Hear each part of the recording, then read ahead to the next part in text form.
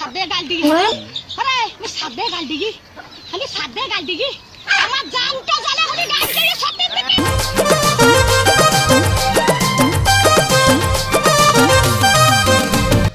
আচ্ছা ভাই, পল্টুর বেটার বুদ্ধুর বাড়িটা কোথায় জানো?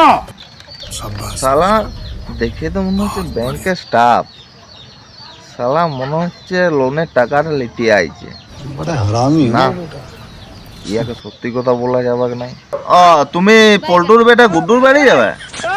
ও শালা মাতাল, লম্পট, চরিত্রহীন, গাঁজাখোর, এমন পর্যন্ত যে খুন পর্যন্ত করেছে। ভাই তুমি আমাকে বলো বাঁচাইলে, তোমার এই ঋণ আমি আর কোনোদিন শোধ করতে পারবো না। কেন কাকু বাঁচাইলাম মানে?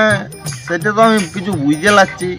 আসলে পল্টুর বেটার গুড্ডুর সাথে আমার মেয়ের বিবাহ দেখাশোনা এসেছিলাম, কিন্তু তোর মুখের থেকে যা শুনলাম তাতে করে আর বিবাহ করা যাবে নাই। আমি শালা পল্টুর বেটা গুড্ডু। আমি পল্টুর বেটা গুড্ডু কাকু। আমি মাথা লই গো কাকু। আমি লম্পট, চরিত্রহীন, গুন্ডা, রাগাবাজ, গলাবাজি লই। আমি কাউকে খুন করিনি কাকু। আমি ভেবেছিলাম তুমি ব্যাংকের লোক, লোন নিতে আইছো, সেই জন্য আমি মিথ্যে কথা বলেছিলাম। তোমার বিটিতে তো আমার বিয়ে দাও কাকু।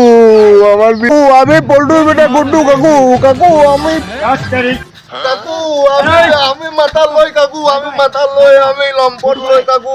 আমি চরিত্রহীন লই কাকু। আমার সাথে তোমার মাতাল, চরিত্রহীন, সারা ওয়াশরুম আমার দিদির বিয়া দেবো। আমার সব শেষ হয়ে গেল। যদি ভেবেছিলাম এতদিন পরে বিয়া হবাক, সিংহের নামটা ঘুষবে, সেইটাও আর হইল না।